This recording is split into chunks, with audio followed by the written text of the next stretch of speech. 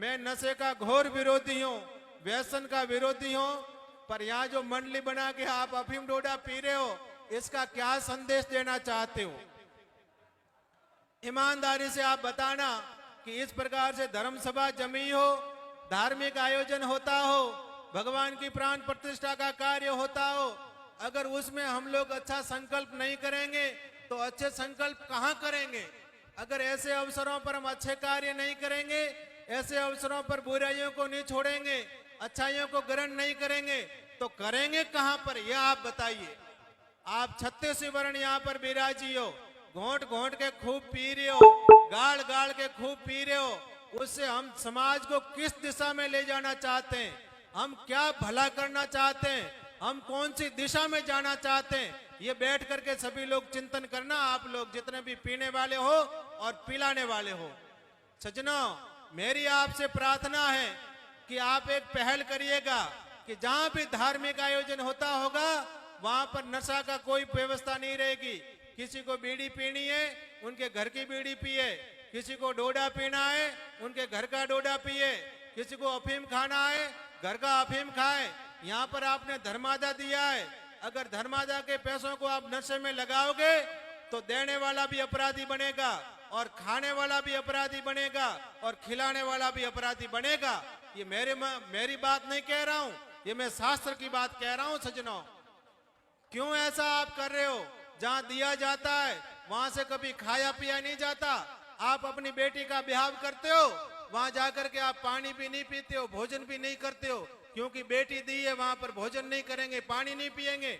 आपने यहाँ पर धर्मादा दिया और धर्मादा का अफीम पी जाते हो, धर्मादा का डोडा पी जाते हो, धर्मादा की बीड़ी पीते हो, धर्मादा का गुटखा खाते हो, तो उससे क्या लाभ होने वाला है?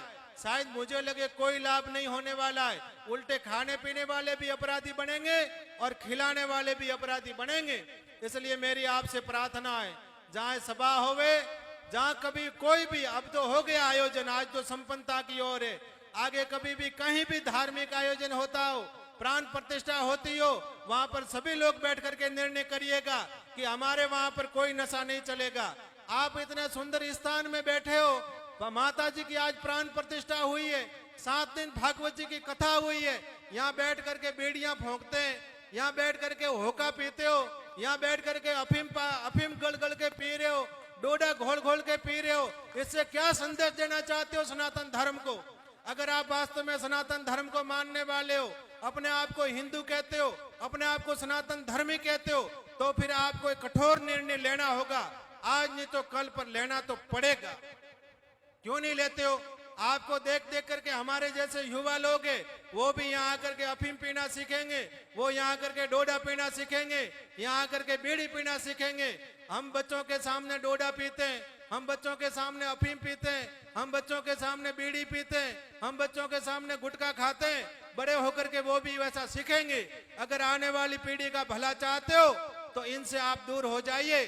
जिन लोगों को आदत पड़ी है, मान लो, मैं नहीं कहता हूं कि बुजुर्गों को आप छोड़ दीजिए, जिन बुजुर्गों की आदत है उनको आप दवाई की तरह ले लो। दवाई की तरह लेने में कोई नुकसान नहीं है, वो अपना ले लिया, किसी को नया चेला नहीं बनाना।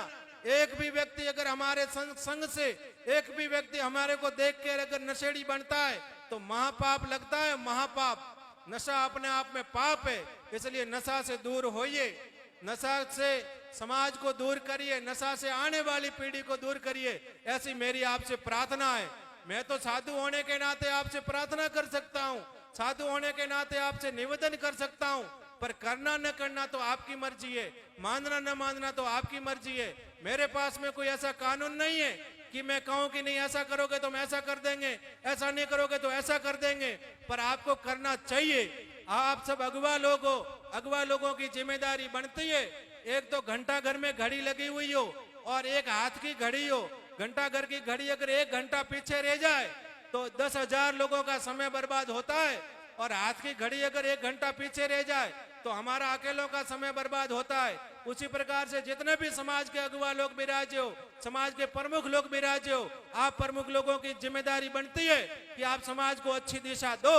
आप सभी लोगों की जिम्मेदारी बनती है कि समाज में अच्छाइयां दो।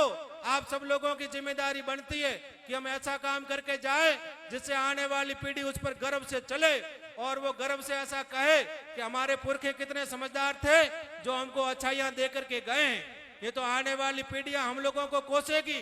हमारे पुरखे कैसे थे जो हमको नशा दे करके गए, हमारे पुरखे कैसे थे जो हमको बुराई दे करके गए, हमारे पुरखे कैसे थे जो हमको वेमनसी दे करके गए। सजनों, ऐसा काम करके जाओ। कबीरदास जी ने कहा है कि कबीरा जब हम पैदा हुए जग हंसे हम रोए, ऐसी करनी कर चलो हम हंसे और जग रोए।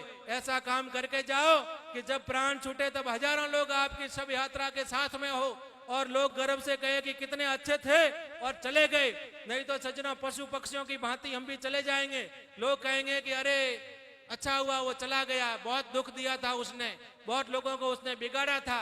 सजनों, मेरी तो आपसे यही प्रार्थना और निवेदन है। आज धार्मिक आयोजन है, माता जी, शिव जी और हनुमान जी की प्रतिष्ठा का दिन है। इस अवसर पर आप एक अच्छा संकल्प करके जाइएगा कि आगे भविष्य में कभी भी धार्मिक आयोजन होगा वहां पर नशा पता का बिल्कुल कोई व्यवस्था नहीं रखेंगे। जिनको पीना होगा घर का पी लेंगे, संस्था की ओर से नहीं रखेंगे। और इस प्रकार से महिमा मंडन करके नहीं लेंगे। ऐसा प्रण करके जाओगे तो माता जी भी आपको आशीर्वाद देगी, भगवान शंकर आपको आशीर्वाद देंगे, हनुमान जी आपके ऊपर प्रसन्न होंगे, आने वाली पीढ़ी आपको आशीर्वाद देगी। यही कामना करते हुए अपनी वाणी को भगवान के चरणों में अर्पित करता हूँ।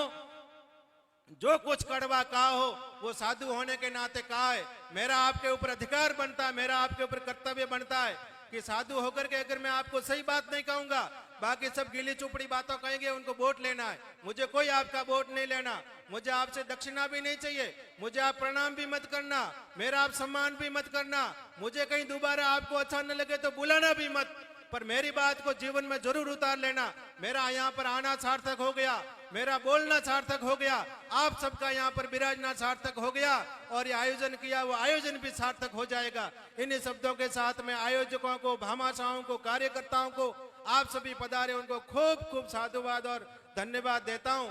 अपनी वाणी को माँ के चरणों में अर्पित करता हूँ। सत्य सनातन धर्म की जय।